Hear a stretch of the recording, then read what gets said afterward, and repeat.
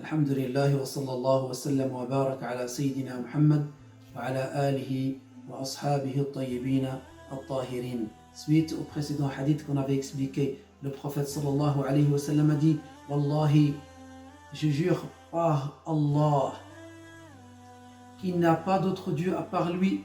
Certes, l'un parmi vous fait les actes des gens du paradis jusqu'à ce qu'il y ait entre lui et le paradis qu'un coudé. Ça veut dire son heure est proche.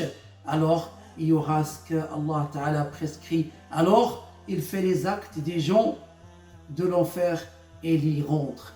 Et l'un parmi vous fait les actes des gens de l'enfer jusqu'à ce qu'il y ait qu'un coudé entre lui et l'enfer, et il fait les actes, et il y aura ce que Allah a prescrit, et il fait les actes des gens du paradis et il y rentre.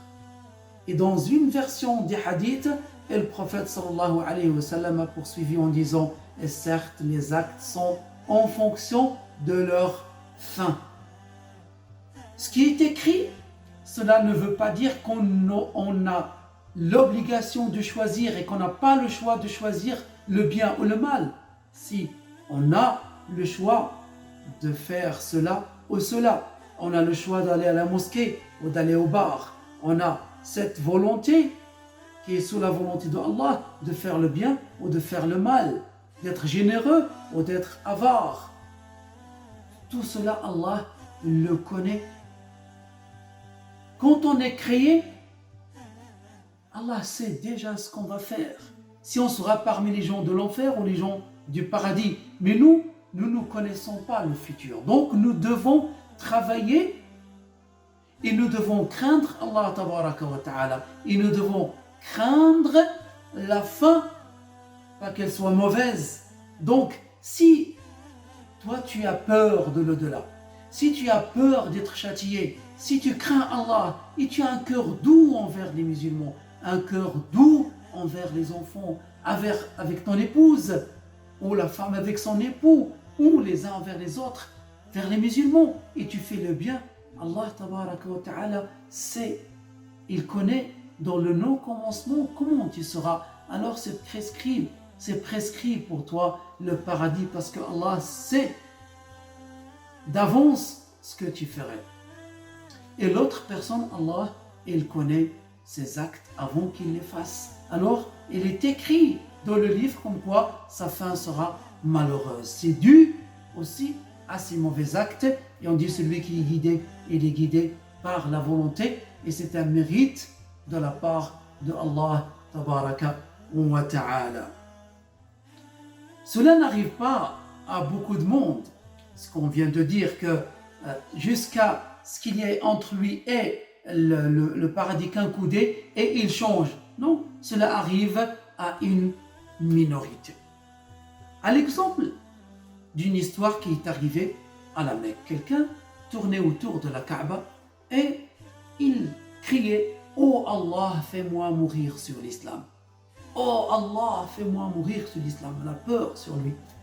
Quelqu'un me dit: Autel, pourquoi tu fais cette invocation et tu cries comme ça? Il a dit: je vais te raconter ce qui est arrivé à mon frère. Il a dit, il faisait l'adhan, l'appel à la prière, toute sa vie. Il a dit, avant la mort, il nous a dit, sur le lit de la mort, il nous a dit: donnez-moi le Coran. On lui a donné le Coran. Il a dit: certes, je suis innocent du Coran. Je me suis innocenté. Wal'iyadhu billahi ta'ala. Nous demandons Allah Ta'ala protection. Ceci est un blasphème, ceci est une sortie de l'islam, donc il est mort, mais craignons que Allah Ta'ala nous protège. Alors, cette personne qui criait avait peur qu'il lui arrive, parce que cela est arrivé à son deuxième frère, et il avait peur que ça lui arrive aussi. Mais il y a toujours des causes, parce qu'il lui a dit pourquoi. Il a dit parce que c'était quelqu'un qui cherchait les défauts des gens, ce que les gens font en cachette pour pouvoir transmettre aux autres. Et cela est un grand péché. Et on dit les grands péchés amènent à la mécréance. Hein? Les grands péchés sont tellement mauvais pour le cœur que ça amène des fois facilement à la mécréance. Alors il ne faut pas se méfier, il faut se méfier plutôt des grands péchés, pas dire ouais je vais me repentir. Certains disent Allah Ghafour Rahim, mais en attendant le cœur s'endurcit, le cœur devient dur de plus en plus, et s'il devient dur, c'est facile que la personne vire vers la mécréance. Nous demandons à Allah Ta'ala la protection. Et le contraire aussi, le contraire, comme le prophète sallallahu alayhi wa sallam a dit à l'histoire dans une bataille, une personne mécréante vient vers le prophète sallallahu alayhi wa sallam, lui dit Ya Rasulallah, est-ce que je rentre dans l'islam et je fais le djihad avec vous, ou est-ce que je fais le djihad et ensuite je rentre dans l'islam? Il a dit le prophète sallallahu alayhi wa sallam. Et c'est une leçon à apprendre, celui qui nous dit est-ce que je veux rentrer dans l'islam, enfin on ne lui dit pas viens à la mosquée, on ne lui dit pas attends j'appelle un imam. C'est de la mécréance de le faire attendre. Il ne faut pas agréer que la personne reste sur la mécréance. Non, il faut tout de suite lui dire dis il n'y a pas d'autre Dieu que Dieu, Mohammed est le prophète de Dieu, ou en arabe, ou en anglais, avec la langue qu'il maîtrise. Il ne faut pas passer un quart d'heure avec lui pour qu'il puisse la prononcer en arabe, parce que c'est valable quand c'est fait en français, c'est valable quand c'est fait en anglais ou dans d'autres langues. Donc, le prophète lui a dit, rentre dans l'islam et va faire le combat. Alors, il est rentré dans l'islam par les deux témoignages, et il a bataillé, et il s'est fait tuer, et il est mort martyr. Alors, qu'est-ce qu'il a dit, sallallahu alayhi wa sallam? Il a dit, il a fait peu, et il a eu beaucoup, ça veut dire beaucoup de récompenses. Alors Allah connaît d'avance ce que tu vas faire comme acte. Est-ce que tu auras un bon cœur qui penche vers le bien, vers l'adoration, vers la crainte de Allah, ou tu as un cœur paresseux qui penche vers manger beaucoup, dormir beaucoup et ne pas donner aux pauvres, ne pas prier et même des fois ne pas croire.